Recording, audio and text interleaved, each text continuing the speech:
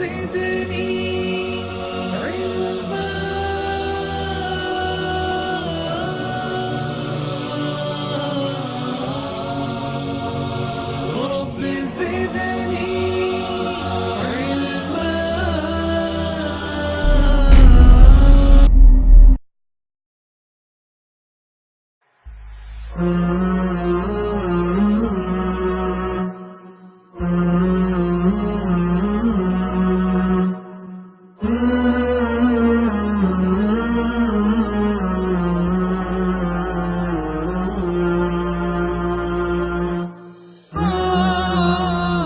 کہاں کی سوچ ہے، کہاں کا انصاف ہے میرے بھائیوں؟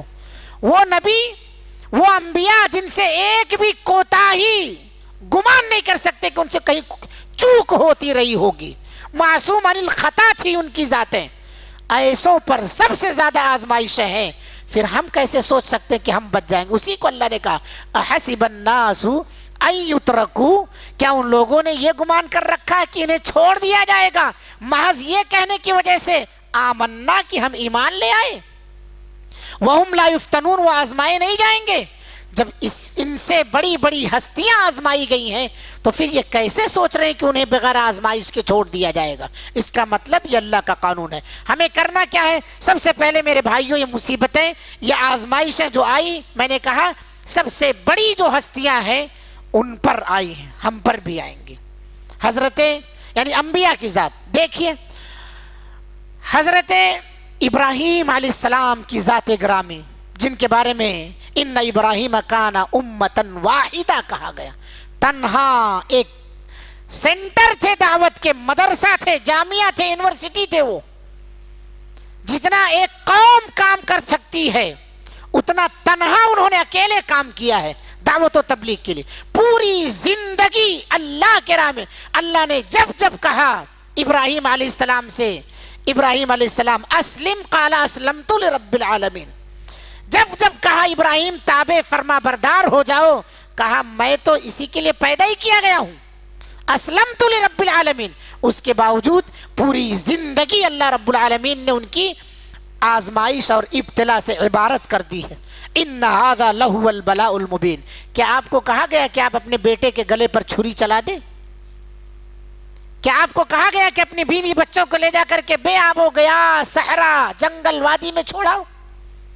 کیا آپ کو کہا گیا ہے کہ تم بادشاہ سے جا کر کے بادشاہ آگ جلائے اس میں کود جاؤ؟ آپ سے کہا گیا ہے؟ یہ آزمائشیں کہاں ہیں آپ پر؟ پھر فجر کی نماز میں پوری مسجد خالی، ظہر کی نماز میں صرف امام مؤذن، یہ سب کیا ہے مسلمانوں؟ یہ کیا ہے؟ اتنی آزمائشوں کے باوجود ان ھذا لہو البلاء المبین، اب تک روئے زمین پر ایسا فیصلہ نہیں ہوا تھا کہ ایک باپ کو حکم دیا جائے کہ بیٹے کے گلے پر وہ چھری چلائے۔ اس لیے سب سے بڑی آزمائش، ہر آزمائش میں کامیاب ہوئے، ہر امتحان میں کامیاب ہوئے، لیکن یہ سب سے بڑی آزمائش تھی، اللہ اس میں بھی آزمانا چاہتا تھا، اس میں بھی وہ کامیاب ہوئی۔ اسی لیے اللہ کے رسول نے کہا الانبیاء ثم الامثل فالامثل۔ حضرت یعقوب علیہ السلام کو دیکھ لیجئے، بڑھاپے میں چھوٹا بچہ باپ کے لیے آنکھوں کی ٹھنڈک ہوتا ہے، اسے جدا کر دیا گیا، محبت دل میں تڑپ رہی ہے، یوسف کو بوڑھی آنکھیں تلاش رہی ہیں، یوسف کنویں کے حوالے کر دیے گئے۔ اس باپ سے پوچھئے جس کا بیٹا بڑھاپے میں انتقال کر جائے اور اس سے کچھ امید ہو، وہ لڑکا تمام لڑکوں میں بھولا لڑکا ہو، معصوم اور کچھ آثار نظر آ رہے ہو کہ کچھ بنے گا۔ یہ ابا سے پوچھا تھا، میں نے خواب دیکھا ہے ابا حضور، اس کی تعبیر کیا ہے؟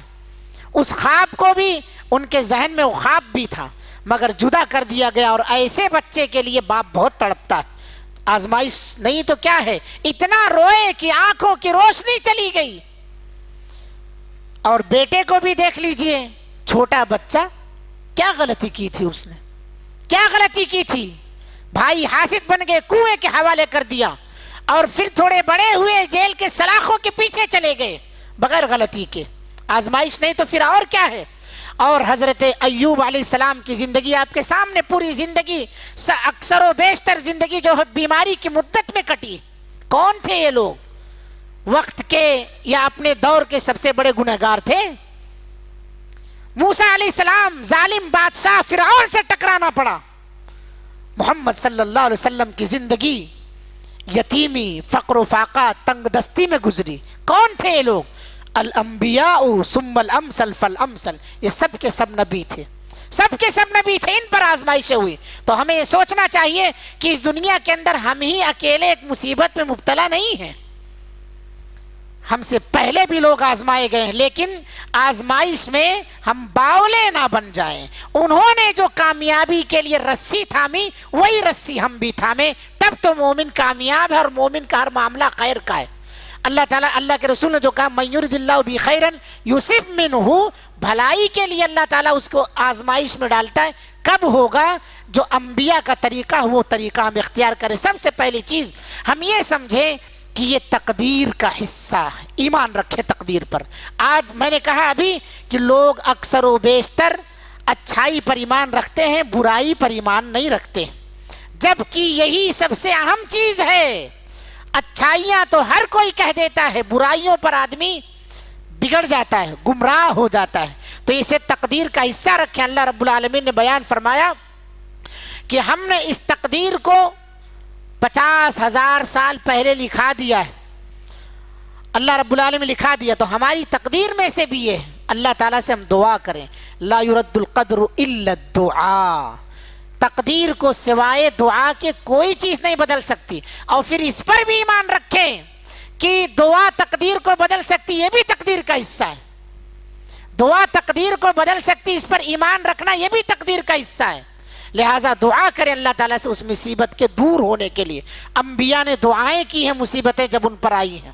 مسجد کی طرف بھاگ کر کے آتے تھے اللہ کے رسول صلی اللہ علیہ وسلم جب بادل دیکھتے تھے، ابر دیکھتے تھے، کہیں عذاب نہ بن جائے. جبکہ نبی کے ہوتے ہوئے عذاب نہیں آ سکتا، اسے دور کر دیا جاتا ہے، بچا لیا جاتا ہے. اللہ کے رسول بادلوں سے ڈر جاتے. اتنی بڑی بڑی مصیبتیں ہم پر آ جاتی ہیں، مگر واہ رے انسان ایسے ہکال دیتا ہے جیسے کان پر مکھی بیٹھی. اتنی بڑی بڑی مصیبتیں. حضرت انس رضی اللہ عنہ بیان کرتے ہیں ہم اللہ کے رسول صلی اللہ علیہ وسلم کے دور میں بڑے بڑے گناہوں کو، چھوٹے چھوٹے گناہوں کو ہلاک کر دینے والے گناہ سمجھتے تھے. اپنے دور کے لوگوں کو سمجھا رہے ہیں. اور تم لوگ کبیرہ گناہوں کو گناہ ہی نہیں سمجھتے ہو، اپنے دور کے لوگوں کو سمجھا رہے ہیں. اور یہی معاملہ ہمارا بھی ہے آج. یہی معاملہ آج ہم بھی اسی میں گرفتار ہیں. بڑے بڑے گناہ کو ہم گناہ ہی نہیں سمجھتے. موبائل ہے، یہ ڈبہ ہے جو نہ جانے ہم کو اندر گھستے گھستے کہاں پہنچا دیتا ہے، کہاں پہنچا دیتا ہے. غیبت، چغلی، نہ جانے کس کی بات کس کو شیئر کرنا، نہ جانے کون کون سے گناہوں مبتلا کرنا. کبیرہ گناہوں تک کا ہم اسی سے ارتکاب کرتے ہیں. ایک دوسرے کو لڑانا، ایک دوسرے کی ٹانگ کھینچنا، بزنس خراب کرنا، رشتے توڑ دینا، بہت سارے جرائم تک ایسے جرائم کر دے تو سیدھے جہنم میں لے جانے والے ہیں. مگر ہم ان کو گناہ سمجھتے ہی نہیں، ان کو ہم گناہ سمجھتے ہی نہیں ہیں. تو ایک اہم چیز ہم یہ یاد رکھیں کہ اسے تقدیر کا حصہ سمجھے، ابتلا و آزمائش. تیسری بات یعنی مومن کا جو کردار ہے وہ یہ ہے کہ مومن اللہ کی ذات پر بھروسہ رکھے. مصیبت کے وقت میں اللہ کی ذات، اس مصیبت سے نکالنے والی ذات سوائے اللہ کے کوئی نہیں. اللہ کی ذات پر بھروسہ رکھو. کیسے بھروسہ رکھیں گے؟ حضرت عمر بن خطاب رضی اللہ عنہ سنن ترمذی کی حدیث بیان فرماتے ہیں کہ ایسے بھروسہ رکھو اللہ رب العالمین پر جیسے پرندے اللہ پر بھروسہ رکھتے. پرندے کیا مطلب ہے؟ پرندے بھروسہ رکھتے کیسے رکھتے ہیں؟ وہ بیان کرتے ہیں کہ صبح پرندہ خالی پیٹ نکلتا ہے اور جب شام کو واپس لوٹتا ہے تو پیٹ بھر کے آتا ہے. کون سی فیکٹری میں گیا تھا کام کرنے کے لیے؟ کس نے کھول رکھی تھی فیکٹری جہاں پرندہ گیا نوکری کرنے اور شام کو پیٹ بھر کر کے آیا؟ آپ بتا سکتے ہیں کہ کوئی پرندہ اس نام کی فیکٹری میں کام کرتا ہے؟ انسان کے پاس تو الحمدللہ پتہ ہے کہ ہاں ہماری نوکری فلاں جگہ پر لگی ہے، ہم فلاں جگہ جاب کرتے ہیں، بتاتا بھی ہے وہ. ہم فلاں جگہ مدرس ہیں، فلاں جگہ کے امام ہیں، فلاں جگہ کے داعی ہیں، فلاں جگہ کے انجینئر ہیں، بتاتا بھی ہے وہ. اس کے باوجود اللہ پر بھروسہ نہیں. جن کی روزیاں متعین ہی نہیں ہیں، جن کے لیے اللہ رب العالمین نے کہیں فیکٹری اور روزی کا انتظام کہیں نے کھول کر کے رکھا ہے، وہ اللہ کی ذات پر بھروسہ کرتے ہیں کہ جب اللہ نے پیدا کیا تو روزی کا مالک بھی وہی. وَفِي السَّمَاءِ رِزْقُكُمْ وَمَا تُوعَدُونَ, آسمان سے روزیاں اترتی ہیں, وہ اس بھروسے پر اللہ کے جو زمین کشادہ ہے اس میں نکل جاتے ہیں اور جاتے ہیں. شام کو کوئی پرندہ خالی نہیں آتا ہے, اپنا بھی چارہ اور اپنے بچے کا بھی چارہ لے کر کے آتے, اپنا اور اپنے بچے کا دونوں. آج بہت سارے لوگ بچے 3 ہو گئے, اس کے بعد گولی کھلا دو, عورت بھی نہیں چاہتی, اللہ کی ذات پر بھروسہ نہیں. وَلَا تَقْتُلُوا أَوْلَادَكُمْ مِنْ إِمْلَاقٍ مِنْ خَشْيَةِ إِمْلَاقٍ, دونوں الفاظ. تم اپنی اولاد کو تنگ دستی اور فقر و فاقہ کے خوف سے قتل نہ کرو. ہم دو ہمارے دو, فقر و فاقہ کے خوف سے قتل نہ کرو. پرندوں کی طرح سے اللہ کی ذات پر بھروسہ کرو. 3 بیٹے 3 بچیاں 3 بچے ہو گئے, مصیبت ہو گئے, کیسے پالیں گے ان کو؟ اللہ کہتا ہے ہم تمہیں بھی روزی دیتے انہیں بھی دیتے. دوسری جگہ کہتا ہے ہم انہیں بھی دیتے اور تمہیں بھی دیتے. ہو سکتا ہے یہی اولاد ہماری روزی میں برکت کا ذریعہ ہو سکتا ہے یہی اولاد ہماری مصیبت سے چھٹکارے اور نجات کا ذریعہ ہو, مگر ہم اسی کو مار دیتے. کیوں؟ پرندوں کی طرح سے اللہ کی ذات پر بھروسہ نہیں ہے. بھروسہ, توکل کی مثال اگر لینا ہے, دیکھیے مصیبت میں اللہ تعالیٰ کیسے بچاتا اگر اللہ کی ذات پر مکمل بھروسہ.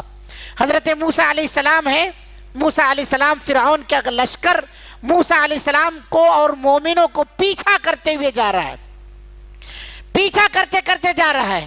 سامنے بھاگتے بھاگتے جب آگے چلے گئے تو سامنے دریا اور پیچھے فرعون کا لشکر, سامنے موجیں ہیں سمندر کی اور پیچھے فرعون کی فوجیں ہیں. ایسے موقع پر جو موسیٰ علیہ السلام کے ساتھی تھے انہوں نے کہا موسیٰ اب تو گئے کام سے ہم, ارے آگے سمندر ہے اور پیچھے جو ہے فرعون کا لشکر اس کی فوجیں آ رہی ہیں, سامنے دیکھو تو دریا کی موجیں لہراتی ہوئی ہیں, اوپر اٹھ رہی ہیں, اب تو ہم مارے گئے. کلا ان معی ربی سیہدین, موسیٰ علیہ السلام نے کہا ہرگز نہیں, رب نے مجھے بھیجا ہے نا یہاں پر.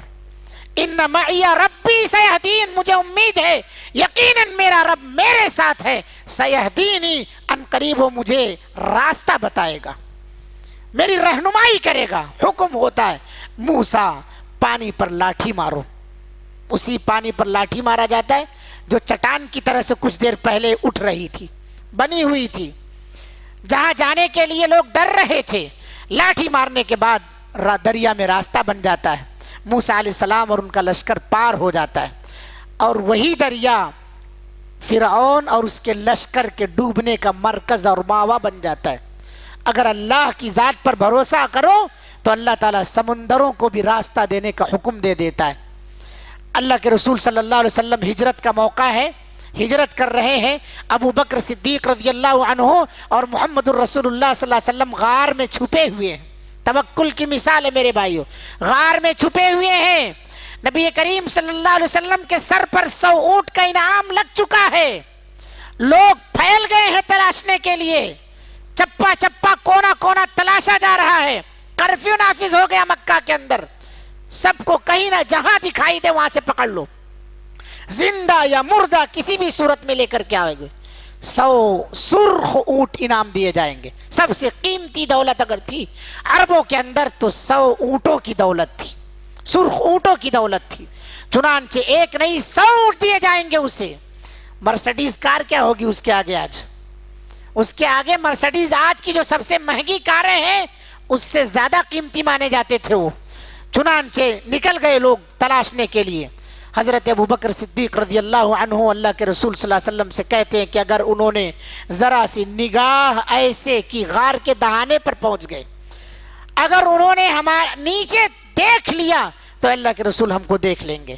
قال یا ابا بکر ما ظنک باثنین اللہ ثالثہما, اے ابو بکر تمہارا کیا گمان ہے جن دو کے ساتھ تیسرا اللہ ہو. لا تحزن ان اللہ معنا, تم ڈرو مت, غم نہ کرو, اللہ ہمارے ساتھ ہے. یہ کون بول سکتا ہے؟ جو ڈھلمل یقین ہو بولے گا, بغیر پیندی کا جو لوٹا وہ بولے گا, جو تعویذ گنڈو تاگو دھاگو پر عقیدہ رکھتا وہ بات کرے گا. ایسی کون بات کر سکتا ہے؟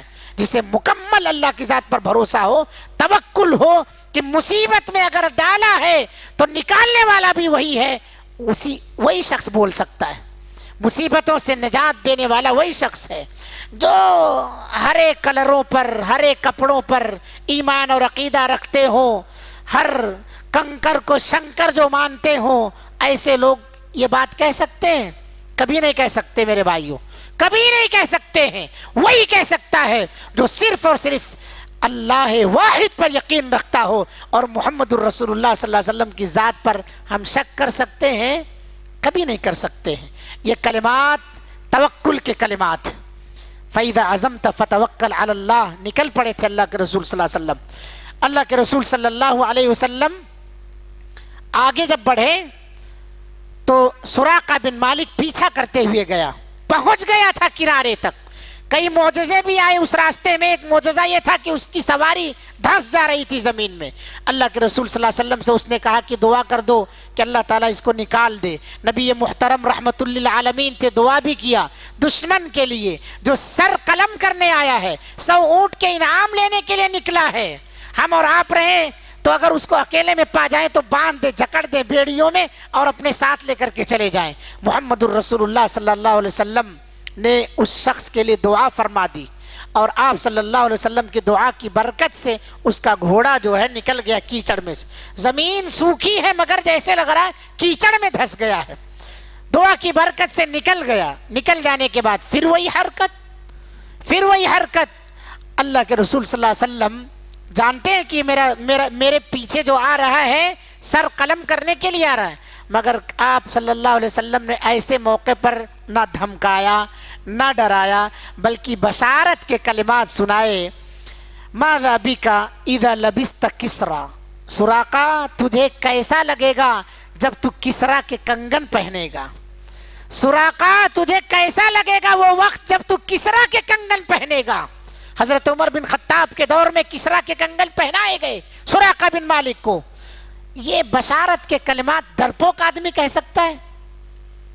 یہ بشارت کے کلمات کون کہے گا؟ وہی کہے گا جسے اللہ کی ذات پر مکمل بھروسہ ہو۔ جانی دشمنوں کو آپ صلی اللہ علیہ وسلم بشارت دے رہے ہیں، اور یہی تو اخلاق تھا میرے بھائیوں۔ مارا بھی تو اخلاق کے کردار سے مارا، مارا بھی تو اخلاق کے کردار سے مارا۔ چنانچہ وہ ایسا گھائل ہوئے کہ پھر ایمان قبول کر لیا سراقہ بن مالک نے کہ ہم تو ان کے سر کے پیچھے پڑے ہیں، اور یہ دیکھیں تو ہم مطالبہ کر رہے ہیں، ہمارے گھوڑوں کے لیے دعا کر دیے، گھوڑا باہر نکل گیا۔ سواری کے لیے دعا کر، اور چاہتے تو مار بھی سکتے، اللہ سے بد دعا کر کے وہیں زمین میں گھوڑا سمیت اسے دھنسوا سکتے تھے، مگر نہیں۔ اللہ کے رسول صلی اللہ علیہ وسلم اللہ کی ذات پر بھروسہ رکھ کر کے آگے نکلے کہ مصیبت سے نجات دلانے والی بھی ذات اللہ تعالیٰ ہے۔ تو تیسری چیز ہو گئی میرے بھائیوں کہ ہم یہ سمجھیں کہ ہم سے پہلے کے لوگوں کو بھی آزمایا گیا۔ دوسری چیز تقدیر پر ایمان رکھیں۔ تیسری چیز اللہ کی ذات پر مکمل بھروسہ رکھیں۔ مصیبت کے وقت کہ اللہ نے مصیبت دی ہے تو ہم ایسے اعمال کریں جس سے اللہ راضی ہو جائے اور ہمیں مصیبت سے نکال دے۔ توکل رکھیں، بھروسہ رکھیں۔ تیسری، توکل پر بہت سارے واقعات، میں لمبا نہیں کرنا چاہتا۔ چوتھی چیز یہ ہے اللہ کے ساتھ حسن ظن رکھو، اللہ کے ساتھ حسن ظن رکھو۔ اللہ خود ارشاد فرماتا ہے حدیث قدسی، انا عند ظن عبدی بی، میرا بندہ میرے ساتھ جیسا گمان کرے گا میں اس کے ساتھ ویسے ہی پیش آؤں گا۔ امام شوکانی رحمت اللہ علیہ کہتے ہیں کہ اس کے اندر ترغیب ہے کہ بندہ اللہ کے ساتھ ہمیشہ حسن ظن رکھے، بدگمانی میں مبتلا نہ ہو اللہ کے ساتھ کہ اللہ میرے ہی ساتھ کیوں ایسا کرتا ہے، میں ہی ایک ہوں کیا دنیا میں؟ یہ سب ناشکری کی کلمات۔ میں ہی ملا تھا، ساری مصیبت میرے ہی اوپر کیوں آتی ہے، اس آدمی کو کیوں نہیں ملتی ہے؟ مثلا 5 6 7 بچوں کا ایک باپ ہے، وہ بے روزگار۔ ایک آدمی 1 یا 2 لڑکوں کا باپ ہے، وہ کروڑ پتی ہے، تو یہ سوچتا ہے دھن تو مجھے ملنا چاہیے، اسے کیوں مل گیا؟ دھن تو مجھے ملنا چاہیے، خرچے میرے زیادہ ہیں، اس کے 2 ہی بچے ہیں، میرے 8 9 بچے ہیں، جائیداد پراپرٹی میری زیادہ ہونی چاہیے، اس کی کیوں زیادہ ہو گئی؟ کیا میں ہی ایک ملا تھا دنیا میں غریب بنانے کے لیے؟ اللہ کے ساتھ اچھا ظن رکھو۔ کیوں؟ ان بعض الظن اسم، بعض زن جو ہے یہ گناہ ہو جاتے ہیں، لہٰذا یہ ناشکری کے کلمات ہیں، اس سے پرہیز کرو۔ اس کے بعد میرے بھائیوں، اپنا جو بھی معاملہ ہے ہر طرح کی تدبیر اختیار کرنے کے بعد اللہ کے حوالے کر دو۔ وَأُفَوِّضُ أَمْرِي إِلَى اللَّهِ، میں اپنے معاملے کو اللہ کے سپرد کرتا ہوں، اللہ کے سپرد کر دو اپنے معاملے کو۔ اللہ جہاں تک میری بساط تھی میں نے کر دیا، باقی کام پورا کرنے والی ذات تو ہی، تیری ذات اکیلی ہے۔ اللہ کے رسول صلی اللہ علیہ وسلم دو بیویاں، مطلب بیویوں کے درمیان عدل کے سلسلے میں آپ کہتے تھے اللہ جہاں تک کوشش ہے میں کرتا ہوں، لیکن دل پر مالک تو ہے، دل کو پھیرنے والا تو ہے، تو جیسے چاہے ادھر پھیر دے، اس پر میرا کوئی قبضہ نہیں ہے کسی کی طرف مائل ہو جائے، کسی بیوی سے زیادہ محبت ہو جائے۔ اپنا جہاں تک کوشش ہو کوشش کرو، مگر اس کے بعد سارا معاملہ اللہ کے سپرد کر دو، اللہ تعالیٰ ہی اس کو بنانے بگاڑنے والا ہے۔ وَأُفَوِّضُ أَمْرِي إِلَى اللَّهِ إِنَّ اللَّهَ بَصِيرٌ بِالْعِبَادِ۔ اور ایک چھٹی چیز جو ہے وہ یہ ہے کہ جو بھی مصیبت آتی ہے تو یوں سمجھیے، جیسے میں نے کہا کہ ہر مصیبت مومن کے لیے خیر ہے، اس مصیبت کے عوض اللہ تعالیٰ بہتر سے بہتر بدلہ عطا فرماتا ہے، بہتر بدلہ عطا فرماتا ہے۔ حضرت ام سلمہ رضی اللہ عنہا بیان فرماتی ہیں، 3-4 باتیں اس سلسلے میں ہیں، اس کو بیان کر کے میں بند کروں گا۔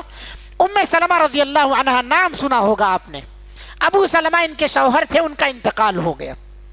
ام سلمہ رضی اللہ عنہا بڑی غیرت مند خاتون تھی، بڑی غیرت مند خاتون تھی۔ نبی کریم صلی اللہ علیہ وسلم سے انہوں نے اذکار سنے تھے کہ جب بھی کوئی مصیبت آئے تو انسان اگر پڑھتا ہے انا للہ و انا الیہ راجعون، اللہم اجرنی فی مصیبتی واخلف لی خیرا منہا، کہ ہم اللہ کے لیے اور ہمیں اللہ ہی کی طرف لوٹ کر کے جانا ہے، اے اللہ مجھے اس مصیبت میں جس سے تو نے دوچار کیا ہے اجر عطا فرما اور اس کا بہتر بدل عطا فرما، واخلف لی خیرا منہا، اس میرے لیے اس سے بہتر جانشین عطا کر، اس کا نعم البدل عطا فرما۔ یہ دعا انہوں نے پڑھا ابو سلمہ کے انتقال پر، اور وہ یہ سوچتی تھی کہ اب میرے لیے اس دنیا میں ابو سلمہ سے بہتر شوہر کوئی نہیں، ان کی یہ سوچ بن گئی۔ اس دعا کو پڑھتی ہیں، وہ کہتی ہیں کہ جو بھی مصیبت آئے اگر کوئی شخص اس دعا کو پڑھتا ہے اللہ کی ذات پر امید رکھ کر کے، تو ضرور اللہ رب العالمین اس جو چیز اس سے کھو گئی ہے اس سے بہتر عطا فرمائے گا۔ اور میرا تجربہ ہے، اس دعا پر میرا تجربہ ہے۔ کیسا تجربہ؟ میں سوچتی تھی کہ ابو سلمہ جیسا شوہر کوئی نہیں ملے گا، مگر ادھر انتقال ہوا، ادھر اللہ کے رسول صلی اللہ علیہ وسلم کا پیغام آ گیا۔ اللہ کے رسول صلی اللہ علیہ وسلم سے انہوں نے کہا کہ میں بڑی غیرت مند عورت ہوں۔ آپ صلی اللہ علیہ وسلم نے کہا کہ تیری غیرت اگر جائز ہے تو اللہ اسے باقی رکھے، اگر ناجائز ہے تو اللہ اسے ختم فرما دے۔ کہا میں بچے والی ہوں، کہا اللہ کے رسول صلی اللہ علیہ وسلم نے کہ میں اسے بھی قبول کر لیتا ہوں۔ وہ یہ سمجھ رہی تھی، اور بھی کچھ چیزیں انہوں نے اپنے اندر کی گنائی۔ نبی کریم صلی اللہ علیہ وسلم کا پیغام جب ملا، آپ صلی اللہ علیہ وسلم جیسا شوہر پا کر کے اس کے بعد یہ جو دعا پڑھی اس پر ان کو یقین ہو گیا کہ اسی دعا کی برکت سے اللہ تعالیٰ نے مجھے محمد الرسول اللہ صلی اللہ علیہ وسلم کی شکل میں صادق، امین، خاتم الانبیاء، امام الانبیاء، سید ولد آدم کی شکل میں شوہر عطا فرمایا۔ اللہ کے رسول صلی اللہ علیہ وسلم سے کیا ابو سلمہ بہتر ہو سکتے ہیں؟ کبھی نہیں بہتر ہو سکتے۔ اس لیے جو مصیبتیں آتی ہیں یوں سمجھیے کہ اس کا بہتر بدلہ ہمیں اللہ تعالیٰ عطا فرمائے گا، یعنی ہر مصیبت اپنا کچھ عوض چھوڑ جاتی ہے۔ حدیث میں اللہ کے رسول صلی اللہ علیہ وسلم نے بیان فرمایا کہ اللہ تعالیٰ جب فرشتے کسی بندے کے چھوٹے بچے کو کی روح قبض کر لیتے ہیں تو اللہ تعالیٰ فرشتوں سے کہتا ہے، ملائکہ سے، کہ قبضتم ولد عبدی، تم نے میرے بندے کے لڑکے کو قبض کر لیا؟ وہ کہتے ہیں فرشتے نعم، ہاں۔ پھر کہتا ہے اللہ رب العالمین فرشتوں سے پوچھتا ہے تم قبضتم ثمرۃ فؤادی، اس کے کلیجے کے ٹکڑے کو تم نے قبض کر لیا؟ فرشتے کہتے ہیں ہاں۔ تب اللہ تعالیٰ پوچھتا ہے ماذا قال عبدی، میرے بندے نے کیا کہا؟ فرشتے کہتے ہیں حمیدک واسترجع، اے اللہ اس نے تیری تعریف کی اور اس نے انا للہ و انا الیہ راجعون پڑھا۔ اللہ کے رسول صلی اللہ علیہ وسلم بیان فرماتے ہیں کہ اللہ رب العالمین کہتا ہے ابنو لعبدی، میرے بندے کے لیے بیتن گھر بناؤ، وسموہ، اور اس کا نام بیت الحمد رکھ دو۔ جنت میں ایک گھر بناؤ اور اس کا نام بیت الحمد رکھ دو۔ کس کے لیے؟ آج ہم میں سے بہت سارے ایسی مائیں، ایسے بہنیں ہیں، ایسے بھائی ہیں جن کے بچے بچپن میں وفات پا گئے ہیں۔ ان بچوں کی چمکاریاں، ان کے کھیلنے پھدکنے کودنے کی ہر ادائیں آنکھوں میں کیچ ہیں، اتنا کیمرہ کیا کیچ کرے گا؟ ہمیشہ وہی منظر، بولنے کا انداز، لب و لہجہ، جو تتلا کر کے دعائیں سنانا، امی کو ابا کو دادا کو تتلی آواز میں بولنا پکارنا، وہ کانوں میں گونجتے ہیں۔ اگر بندہ صبر کر لے گیا اس اولاد کی وفات پر، اللہ رب العالمین اس کے لیے جنت میں گھر بنانے کا اعلان کرتا ہے اور اس کا نام بیت الحمد رکھواتا ہے، بیت الحمد۔ اور اسی طرح سے ماؤں کے سلسلے میں ہے کہ جس کا ایک بچہ، جس کا دو بچہ، جس کے 3 بچے وفات پا گئے ہوں، وہ ماں بغیر شکوہ شکایت کیے ہوئے صبر کرتی ہے تو اللہ رب العالمین اس سے جنت میں داخل عطا فرماتا ہے اور اس بیٹے کو اس کے لیے سفارشی بناتا ہے۔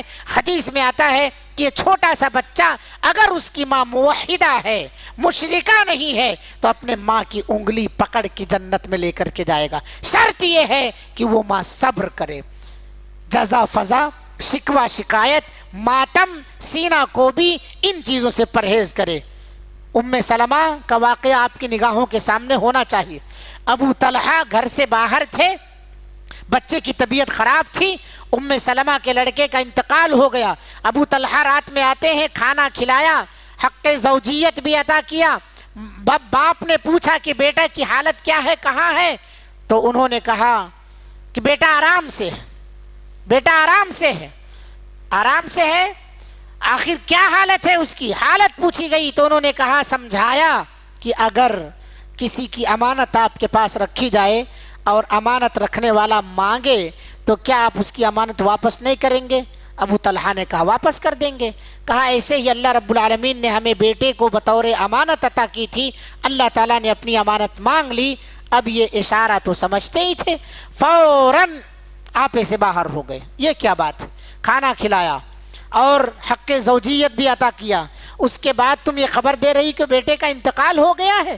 اللہ کے رسول صلی اللہ علیہ وسلم کی مجلس میں پہنچ جاتے ہیں۔ ایک وہ ماں تھی میرے بھائیوں، آج کی مائیں 6 مہینے 7 مہینے ہو جاتے ہیں، اپنے اولاد کے غم میں نہ صحیح کپڑا پہنتی ہیں، نہ اپنے شوہر کا منہ صحیح طور پر دیکھتی ہیں۔ ایک وہ بھی تھی اسی رات میں کیونکہ شوہر کا وہ حق اسی رات میں، صابرہ شاکرہ۔ اسی لیے کہا جاتا ہے آج کے دور کی عورتوں سے کہہ دو کہ اس دور میں بھی عورتیں تھیں، تم سے آباد ایک گھر نہ ہوا، ان سے آباد بستیاں تھیں، ان سے آباد بستیاں تھیں، تم سے گھر آباد نہیں ہو پا رہا ہے۔ تو صبر جو ماں کرے گی اس کے لیے جنت ہے، اس کا بیٹا اس کے لیے سفارشی ہے۔ جو باپ صبر کرے گا اس کے لیے اللہ رب العالمین نے اعلان کیا ہے کہ اس کے لیے بیت الحمد بنا دیا جائے۔ تو خوش نصیب ہیں ایسے لوگ، اسے زحمت نہیں سمجھنا آپ، اسے مصیبت نہیں سمجھنا آپ، یہ تو خوش نصیبی ہے کہ بچپن میں ہمارے بچے انتقال کر گئے، وہ ہمارے لیے سفارش کا ذریعہ بن گئے۔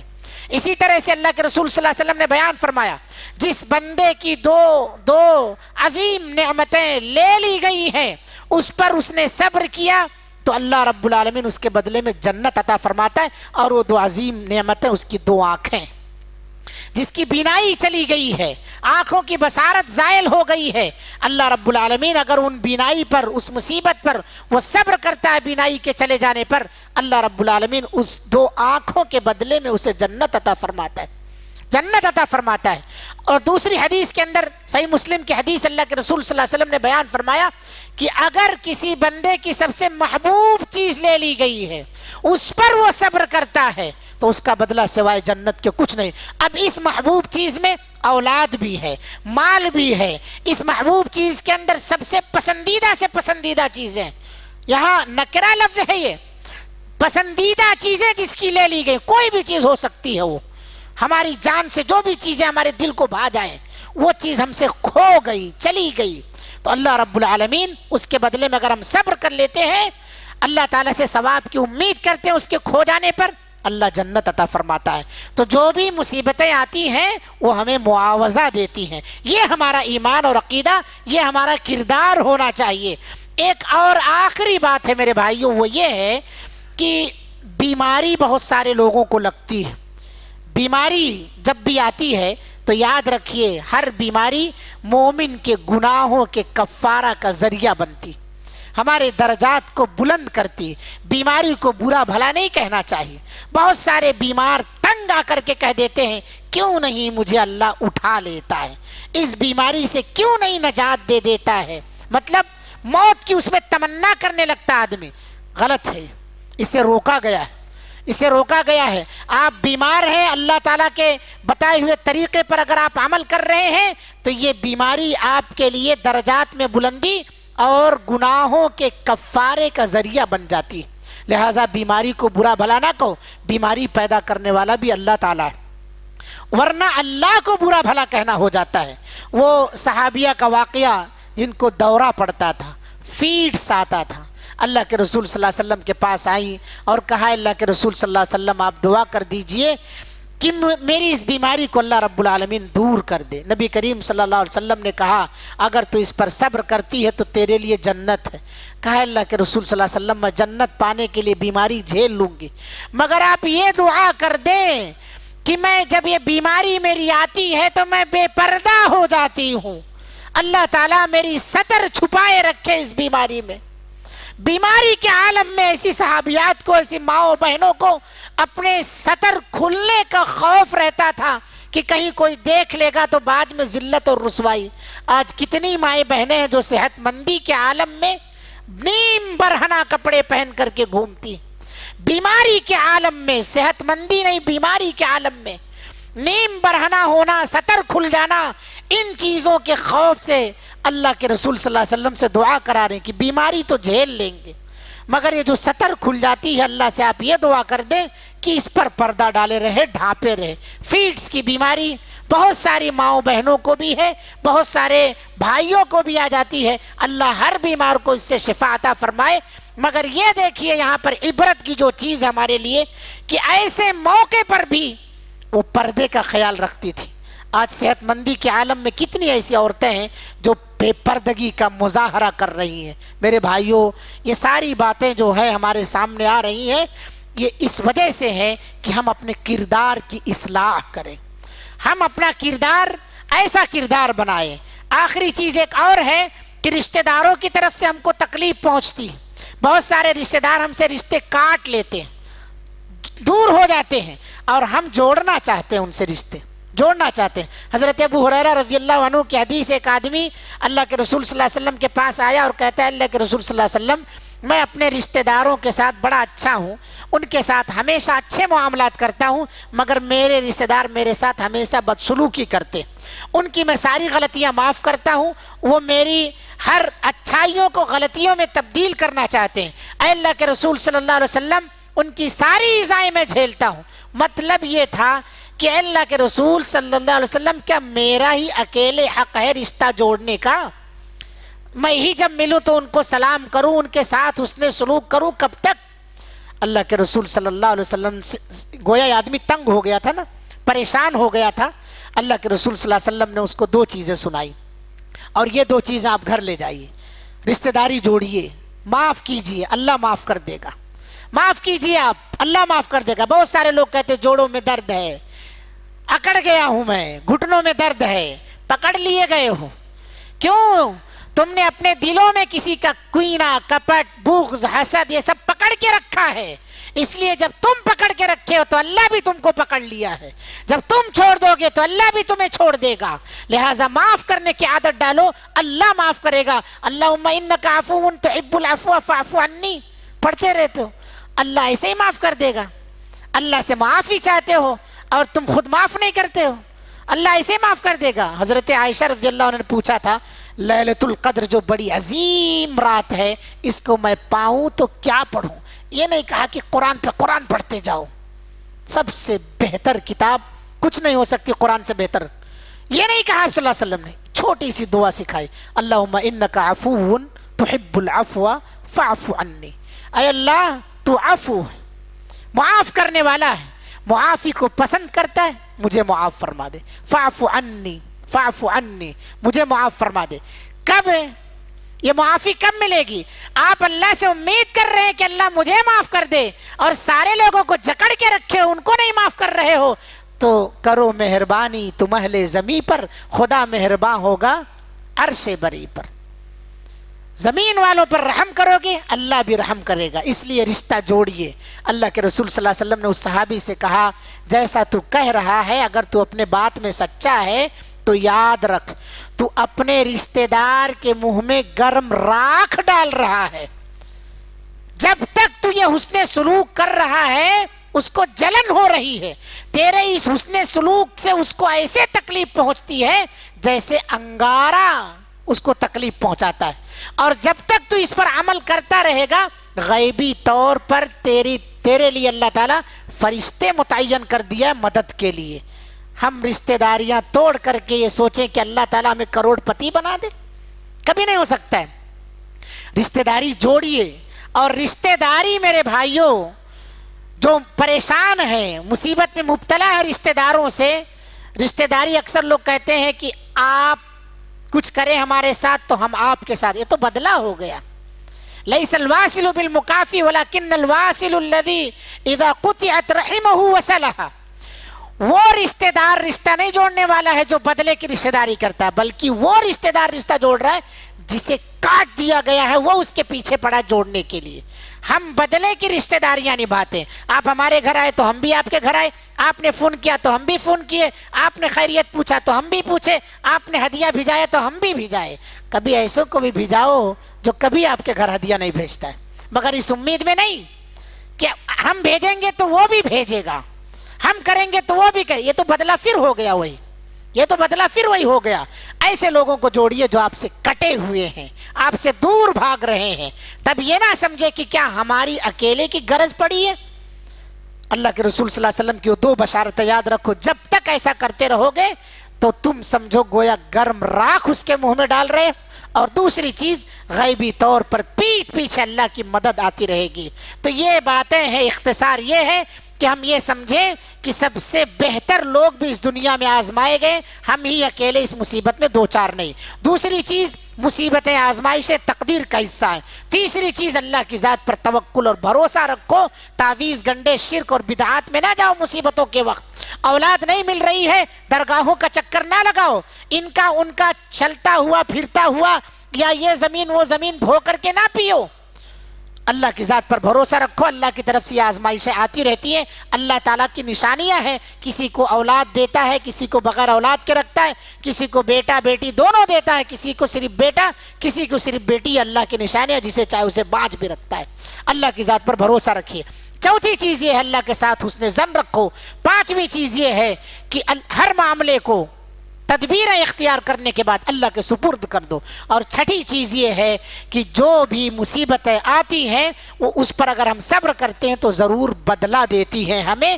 اذکار آپ پڑھتے رہیں، جب بھی مصیبت آئے، قدر اللہ ما شاء فعل، انا للہ و انا الیہ راجعون، اللہم اجرنی فی مصیبتی واخلف لی خیرا منہا، حسبنا اللہ و نعم الوکیل، حسبنا اللہ و نعم الوکیل۔ یہ دعا حضرت ابراہیم کو جب آگ میں ڈالا گیا تھا تب انہوں نے پڑھا تھا۔ اللہ کے رسول صلی اللہ علیہ وسلم اور صحابہ کو غزوہ احزاب میں جب ڈرایا گیا، دھمکایا گیا کہ کافروں کی تعداد تو اتنی ہو گئی اتنی ہو گئی، تو ان لوگوں نے بھی یہی دعا پڑھی تھی، حسبنا اللہ و نعم الوکیل، ہمارے لیے اللہ کافی ہے، وہی بہتر کارساز ہے۔ اللہ تعالیٰ سے دعا ہے مولا کریم کہنے سننے سے زیادہ ہم تمام کو عمل کی توفیق عطا فرمائے۔ رب العالمین ہم تمام لوگوں کے اندر جو بھی غلطیاں ہیں اس کی اصلاح کی توفیق عطا فرما۔ رب العالمین ہمیں اپنے کردار کو سدھارنے کی توفیق عطا فرما۔ رب العالمین ہم تمام لوگوں کو مصیبتوں میں صبر کرنے کی توفیق عطا فرما۔ ہر ابتلا اور ہر آزمائش پر رب العالمین توحید پرستوں کی زندگی اختیار کرنے کی توفیق عطا فرما۔ جو باتیں صحابہ کے منہج سے، انبیاء کے منہج سے جو باتیں بتائی گئی ہیں، اس پر ہم تمام کو عامل بنا۔ ریا اور نمود سے ہماری حفاظت فرما۔ رب العالمین ہم تمام لوگوں کو ایک اور نیک بنا، جب تک اس دنیا کے اندر زندہ رکھ، ایمان اور اسلام کی حالت میں زندہ رکھ، جب خاتمہ فرما تو خاتمہ بالخیر عطا فرما۔ اقول قولی ھذا واستغفر اللہ لی ولکم ولسائر المسلمین فاستغفروہ انہ ھو الغفور الرحیم۔ جزاکم اللہ احسن الجزاء۔ السلام علیکم ورحمۃ اللہ وبرکاتہ۔